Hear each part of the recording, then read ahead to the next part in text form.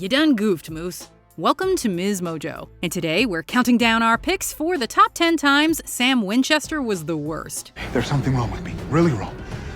I need help. For this list, we're going over the occasions when Sam Winchester from the TV show Supernatural displayed terrible behavior and/or are looking at the worst things he's ever done.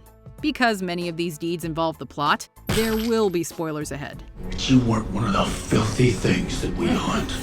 We're not even the same species. You're nothing to me. Don't say that to me. Don't you say that to me.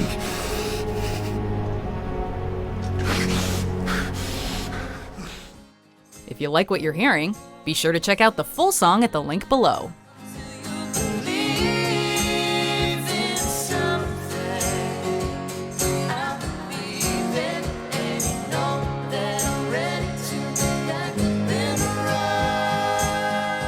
Number 10. Lies led to death. The Winchesters, Sam included, have a number of character flaws that make them less than sympathetic. While both are guilty of using others for their own benefit without repaying them, we think it's their lies that cause more harm. You're lying. What? Tell us what you did. Sam and Dean frequently lie and keep secrets from one another, which is a detriment not only to their relationship with each other, but also the world, given how often they have to save it. Don't lie to me again. Don't even talk to me. Their lies can also result in the deaths of others, such as Sam's secret attempt to remove the mark of Cain from Dean, leading to the death of an immortal but otherwise perfectly innocent barista. If the brothers were more communicative, maybe fewer people would die on the show. This is good, Dean. This is good. The mark is off your arm. Nothing crazy happened. You get your baby back. Number 9. His relationship with his father. The relationship between any parent and child can be complicated, but the one between John and Sam Winchester is an unfortunately acrimonious one. You're the one who closed that door, not me. You were just pissed off. You couldn't control me anymore. Despite being raised to hunt the supernatural by his father, Sam has always rebelled against and questioned John, even leaving for Stanford and not speaking to him for years. It also would have been nice if Sam had not berated his dad and tried to guilt him about the death of his wife. Shut up, both of you! While there is certainly blame enough for John too, we'll acknowledge, as Sam eventually does, that the man did the best he could under impossible circumstances. I miss him, man. And I feel guilty as hell. We just wish they could have come to an understanding before John died.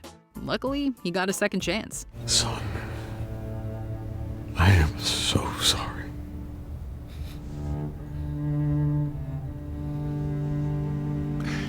I'm sorry too. Number 8. He forces his brother to make a deadly promise. Speaking of Daddy Winchester, John tells Dean before he dies that if Dean is unable to save Sam from turning to the dark side, that Dean may have to kill his brother. Dean naturally struggles with his request, and Sam is also quite rattled when Dean tells him. You had no right to keep this from me! You think I wanted this? Huh?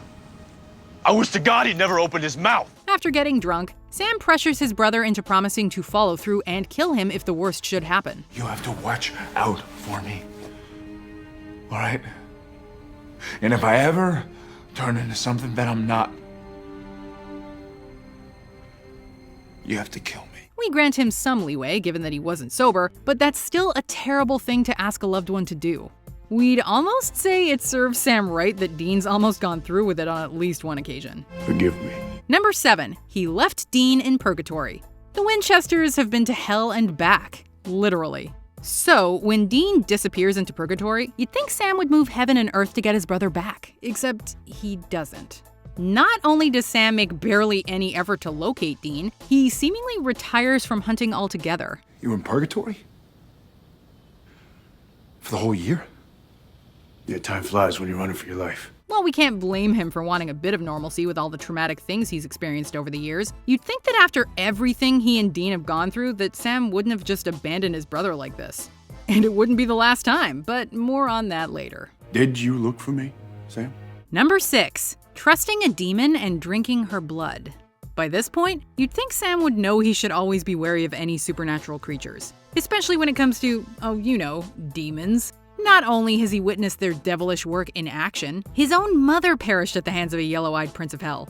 Sam may have been vulnerable, grieving, and in denial about Dean being in hell, but that still doesn't excuse his lack of total common sense when he drank Ruby's blood. That's right, he drank demon blood. It's okay, Sam. Sure, Sam was pressured, at first, but his subsequent addiction to it and his relationship with Ruby, along with the fact that Sam promised Dean he wouldn't give in to the darkness, really makes this already grossly bad decision that much more awful. Shut the hell up. Always a monster. And you only feel right when you're sucking down more poison and more evil. Number 5. He abandoned Adam. While Supernatural might focus on Sam and Dean, the duo have a third brother, their half-sibling Adam Milligan. Unfortunately, their literally undying loyalty to family doesn't extend quite as far to Adam, as the pair of them both abandon their half-brother repeatedly. When the pair tries to rescue Adam from angels, they instead save each other and leave him there to be possessed by the Archangel Michael. Then, after trapping Michael/Adam and Lucifer in the latter's cage in hell to stop the apocalypse, the Winchesters leave Adam to languish there for a decade. And when he finally does get out, Sam and Dean are mostly concerned with what Adam or Michael could do for them. Granted, there is no good way to make amends for damnation. With Adam, we said goodbye because we thought we had to. We were wrong. Well, don't tell me. Number 4. He shot his grandfather. Sam and Dean's maternal grandfather, Samuel Campbell, is a real piece of work. Trust me, what I did pales in comparison to what you did. The guy sells out his grandchildren in an attempt to resurrect his daughter, their mother. While the Winchesters are all about family bonds, they're also not very forgiving.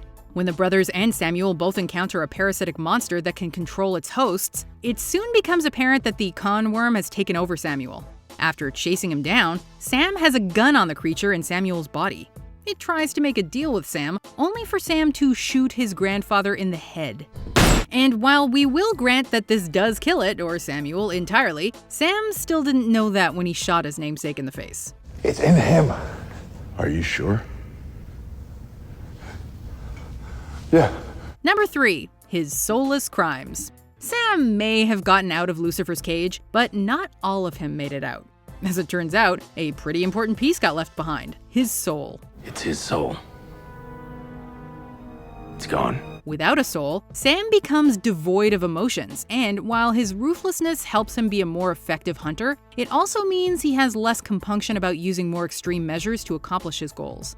This includes being okay with child torture and killing innocent people. He even allows Dean to be turned into a vampire since it's beneficial for what they're after.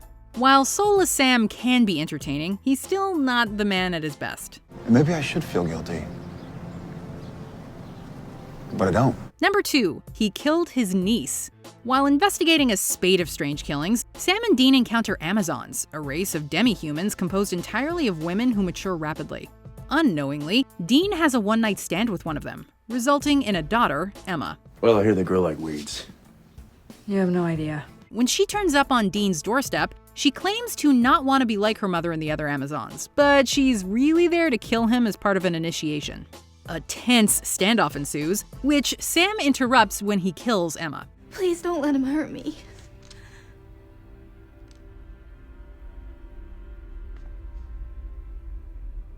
Admittedly, Emma was planning to kill Dean, but she hadn't done it yet, or killed anyone else for that matter. And she was still only like a day old or something. So Sam killed Dean's glorified infant daughter and they're still speaking to each other? You know what? I don't like it either. Before we continue, be sure to subscribe to our channel and ring the bell to get notified about our latest videos. You have the option to be notified for occasional videos or all of them. If you're on your phone, make sure you go into your settings and switch on notifications. Number 1. He started the apocalypse. Now, we know what you're thinking, Supernatural fans. Which apocalypse? While there are world-ending events practically every season on the show, this is the big boy, the biblical apocalypse. I've been waiting for this for a very long time. Give me your best shot. Hopped up on demon blood, under Ruby's influence, and desperate to kill the demon Lilith, Sam pursues his goals with single-mindedness, completely unaware of what succeeding will mean. As it happens, Lilith being killed ends up being the final seal to break Lucifer free, whose release means the beginning of the end of days. What did I do? You opened the door. And now he's free at last.